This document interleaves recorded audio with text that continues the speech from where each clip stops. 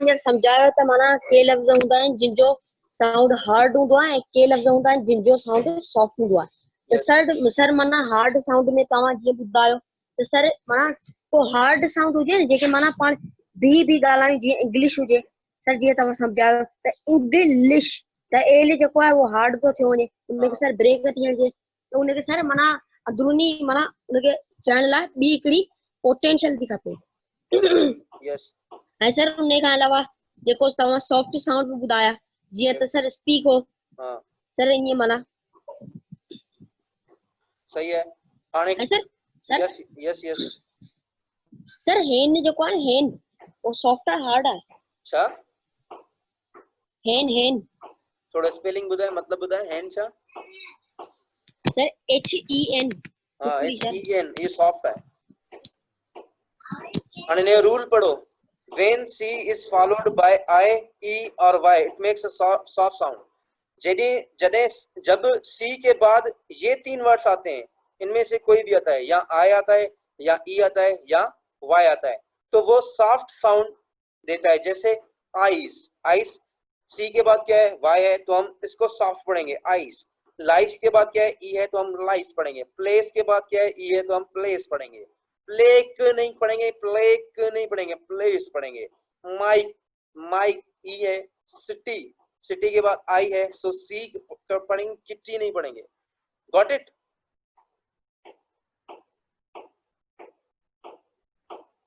Okay let me check your messages example. Okay yes okay नहीं सुरान फुटक छा नहीं क्या what do you mean by नहीं Safiola yes okay I guess everyone got the point right।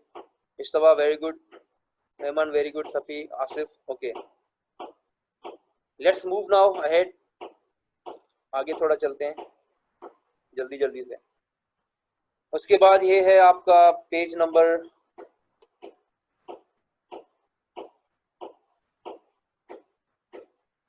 3 ये है पेज नंबर 3 क्लास 5 का लेसन 1 का पेज नंबर 3 है।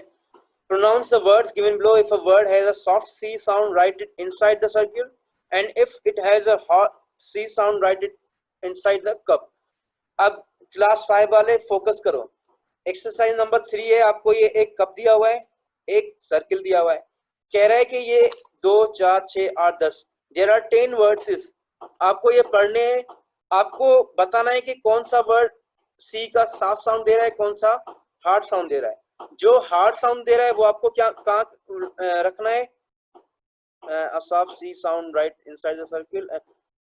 जो सॉफ्ट सी का साउंड है वो आपको सर्किल में लिखना है यहाँ पर बुक में ही लिख दो भले और जो हार्ड है वो आपको कप में लिखना है। बहुत इजी है थोड़ा फोकस करोगे समझ में आ जाएगा। ये एक्सरसाइज है आपके लिए। कल की एक्सरसाइज भी काफी बच्चों ने मुझे अभी तक सेंड नहीं किए कुछ बच्चों ने सेंड किए कुछ ने नहीं किए। एक्सरसाइज असाइनमेंट जो आपको मिलती है अगर आप सेंड नहीं करोगे तो आपका नुकसान है मेरा कोई नहीं है। मैं आपको असाइनमेंट देता जाऊंगा आप नहीं करते जाओगे आपका नुकसान होगा। इसलिए बेहतर है असाइनमेंट डे बाय डे जमा करवाते जाओ। जिसके पास मेरा नंबर है मुझे सेंड कर दो जिसके पास सर फुरकान का नंबर है सर फुरकान को सेंड कर दो। वैसे यहाँ जो भी बच्चे उनके अब्बू के पास या भाई के पास मेरा नंबर है उनको अब्बू को बोलो या भाई को बोलो मेरे नंबर पे फॉरवर्ड कर दें या सर फुरकान के नंबर पे असाइनमेंट्स फॉरवर्ड कर दें। असाइनमेंट जमा नहीं करवाओगे आपको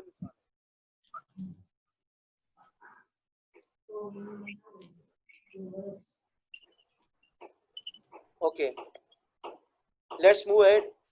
Pronounce the words given below। If a word has a soft G sound, write it inside the graph, and it has a hard G sound, write it inside the code। अब ये और words हैं कुछ कितने तकरीबन 12 words हैं आपको ये पढ़ना है। अगर G का सॉफ्ट साउंड है तो आपको कहाँ रखना है ग्राफ में। अगर G का हार्ड साउंड है तो आपको कहाँ रखना है कोड में। ये भी आपकी एक्सरसाइज है। उसके बाद नेक्स्ट है some expressions can be used in everyday life and in school। The following expressions will help you in school to convey politically with your classmates friends। हाँ अब ये एक्सरसाइज चेक कर लो नीचे वाली थोड़ा मैं जूम कर देता हूँ।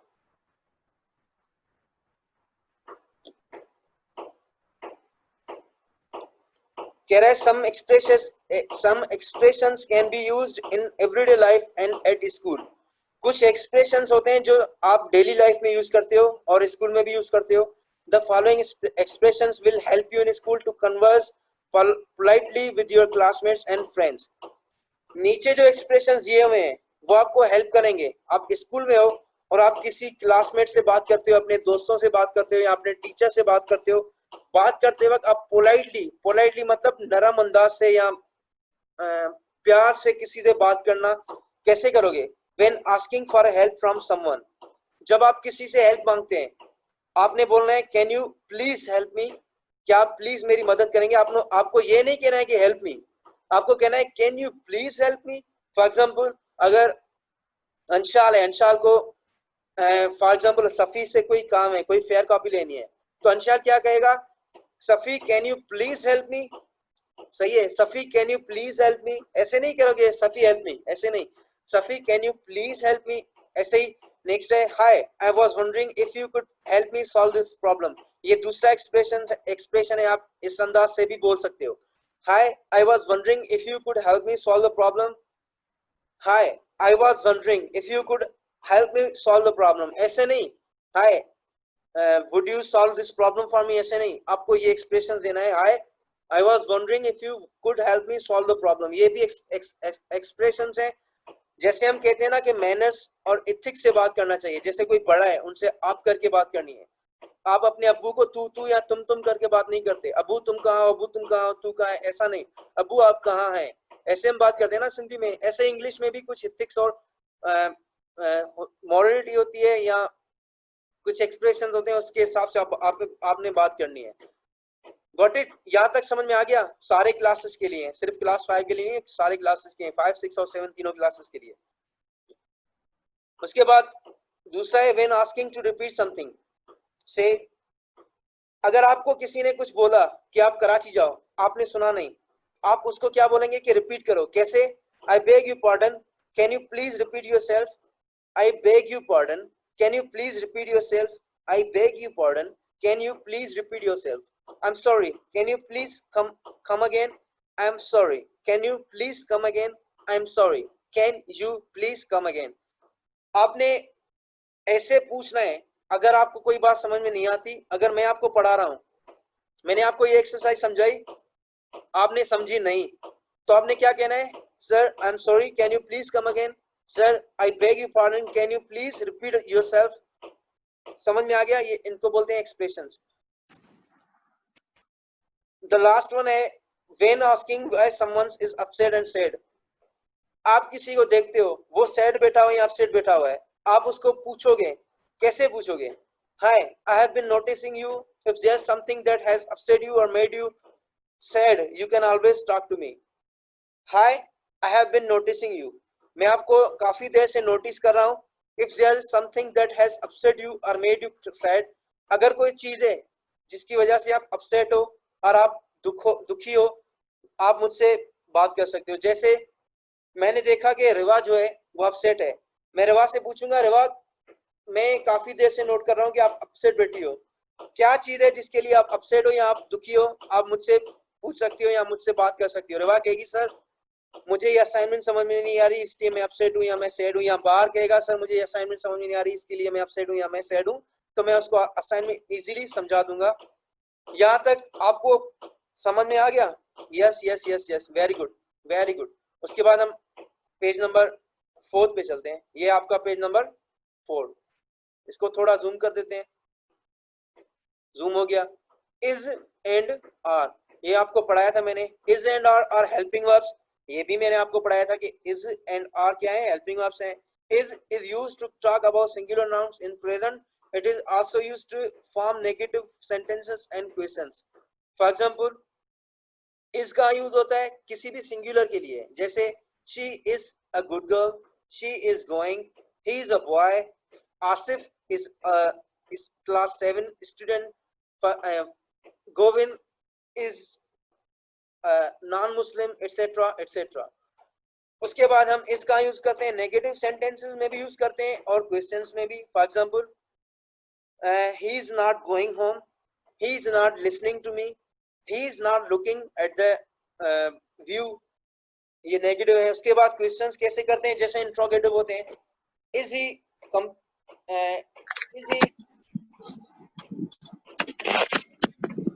बेटा माइक बंद कर दो, डिस्टर्ब नहीं करो। Is he doing his homework? Is she doing? Mic बंद कर दो प्लीज। रिवा माइक बंद है सर। उसके बाद क्वेश्चन में हम कैसे करेंगे? Is she cooking a meal? Is she making a tea? For example are के आर कहाँ यूज होता है, कैसे यूज होता है, वो मैंने आपको काफी टाइम पहले ही समझा दिया था। यहाँ पर कुछ एग्जांपल्स हैं। there is a blackboard in the classroom. There isn't a clock in the classroom. Is there any blackboard in the classroom? Yes, there is. Is there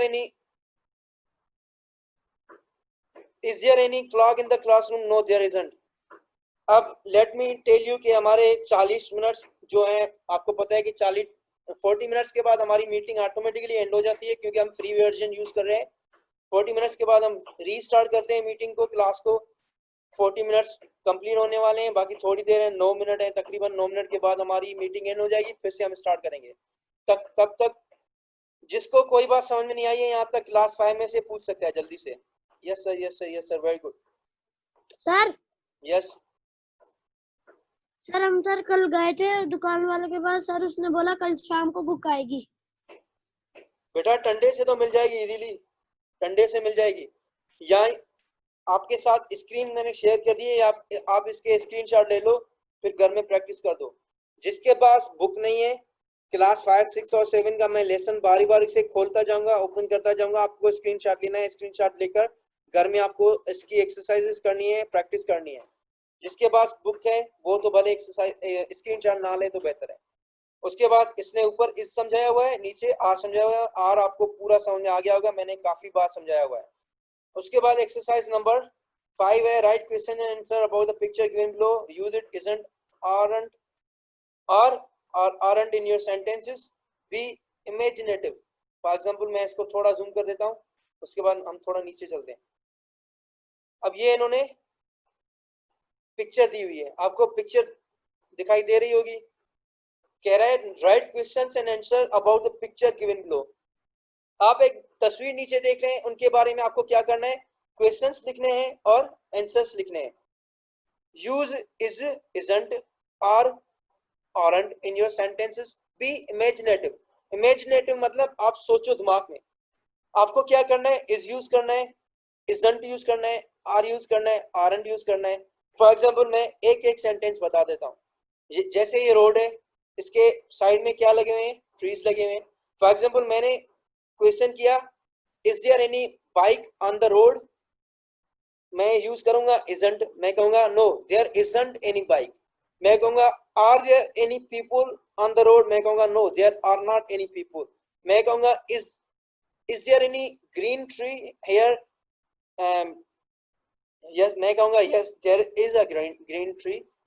okay, यहाँ तक आपको समझ में आ गई बात? जल्दी जल्दी से बता दो ताकि हम आगे चल सके। इतने बेसिक तरीके से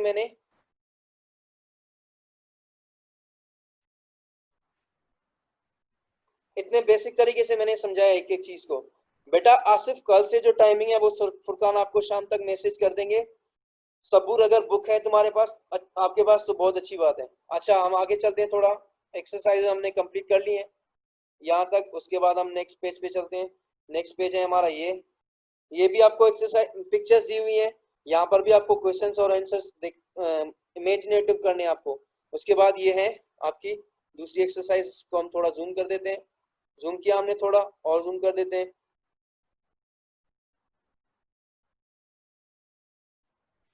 ओके, अब देख लो, हु, वाज एंड वर्ब। दूसरी हेल्पिंग, वाज और वर्ब भी हेल्पिंग वर्ब्स है। इज एंड आर किसके हेल्पिंग वर्ब्स है? प्रेजेंट इंडेफिनिट के या टू बी के। ये है वाज वर्ब पास्ट इंडेफिनिट के।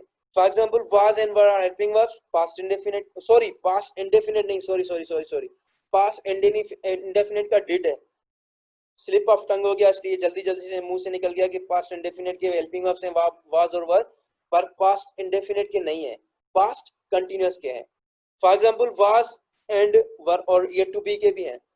was is used to talk about singular nouns in past. It is used to when from form negative sentences and questions.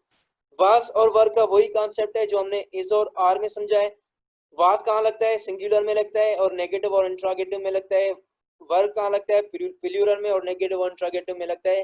नीचे examples दिए हुए हैं, there was a dust storm yesterday, it wasn't holiday yesterday, was there a dust storm yesterday. उसके बाद नीचे है, there were children in the park, there weren't any trees on the road, were there any children in the park. ये आपको exercise easy है, बहुत सफा बिल्कुल सिंपल है, आप थोड़ा फोकस करेंगे आपको समझ में आ जाएगी। हम जल्दी जल्दी इसलिए चल रहे हैं क्योंकि बाकी 2 क्लासेस भी हैं हमारे पास, बाकी पीछे 30-35 मिनट है। नीचे चलते हैं थोड़ा। Write questions to the following answers using was और were, one has been done for you. नीचे जो क्वेश्चंस हैं, एक आपके लिए किया गया है, दूसरे आपको करने वाज और वर यूज करने।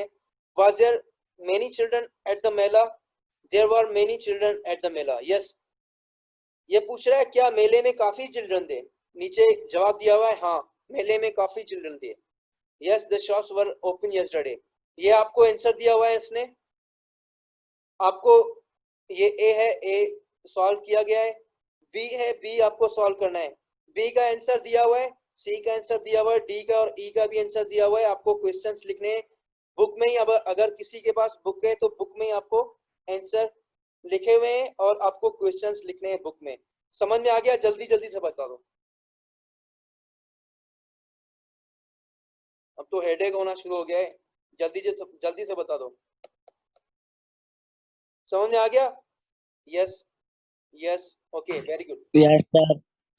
बेटा माइक ऑन नहीं करो, बच्चे नहीं बनो, काफी टाइम हो गया आपको जूम एप्लीकेशन यूज करते हुए। माइक ऑन नहीं करो, जस्ट चैट में बता दो। माइक जब ऑन करना होगा जब मैं बता दूंगा। ओके, नीचे है common gender names that can be used for both males and females are said to be of the common gender, for example child, children, students, etc. Common gender क्या है वो मैंने आपको बताया था क्लास में जब हम पढ़े थे स्कूल में, और मैंने ट्यूशन पे भी बताया था। कॉमन जेंडर क्या है? कॉमन जेंडर वो है जो मेल और फीमेल दोनों के लिए यूज होता है। जैसे टीचर मेल भी होता है और फीमेल भी होता है। पुलिस ऑफिसर मेल भी होती है और फीमेल भी होता है। स्टूडेंट मेल भी होती है, फीमेल भी होती है। या चिल्ड्रन मेल भी होते हैं, फीमेल भी होते हैं। Got it? आपको एक्सरसाइज नंबर 7 सॉल्व करनी है। कोई भी 5 सेंटेंसेस बनाने कॉमन जेंडर के। कॉमन जेंडर के 5 सेंटेंसेस बनाने आपको। समझ में आ गया? एक्सरसाइज बहुत इजी है, it's very simple. Yes I understand 100%। सुरान बेटा तुम क्लास 5 की हो और ये क्लास, सॉरी तुम क्लास 7 की हो और ये क्लास 5 का है, तो तुम्हें 100% समझ में आना इतनी बड़ी बात नहीं है, फिर भी वेरी गुड। ओके, अब थोड़ा आगे चलते हैं। उसके बाद है पंक्चुएशन है, उसके बाद अभी भी काफी है। अच्छा, हमने यहाँ तक कंप्लीट कर लिया है, पेज नंबर 7 तक हमने कंप्लीट कर लिया है क्लास 5। पेज नंबर 7 तक जो जो मैंने चीजें समझाई हैं, जो जो मैंने असाइनमेंट्स दिए हैं, वो आप नोट कर लो। वो आपको कल करके आनी है। कल का दिन चलो कल भी छोड़ो, कुछ कल करके आना, कुछ परसों तक जमा करवा देना। आज शाम तक या कल शाम तक मुझे सारी असाइनमेंट्स चाहिए। जिसने असाइनमेंट्स नहीं दी उनको मैं आगे नहीं पढ़ाऊंगा, पहले बता रहा हूँ। मेरे नंबर पर सेंड कर दें, ब्लॉसम जो स्कूल का नंबर है उस पर सेंड कर दें, या सर फुरकान के नंबर पर सेंड कर दें। जल्दी जल्दी से हम क्लास 6 की तरफ चलते हैं। अभी भी कोई क्वेश्चन है क्लास 5 तो मुझसे चैट में पूछ सकते हो। मैं अभी क्लास 6 की तरह मूव हो रहा हूँ, बाद में क्वेश्चन आंसर का सेशन आएगा तो देख लेंगे। अब मत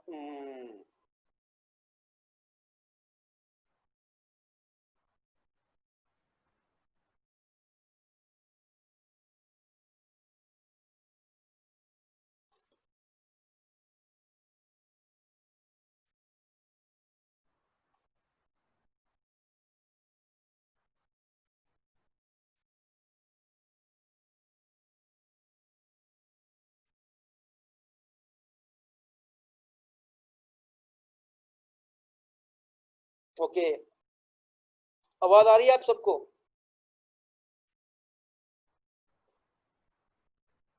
ओके, वेरी गुड।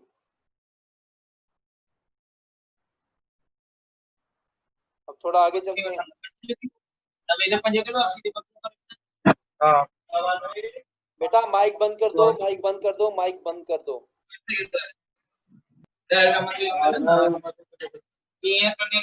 अच्छा किलो सब किए दे दो मैं गाना किलो ये कौन है? किलो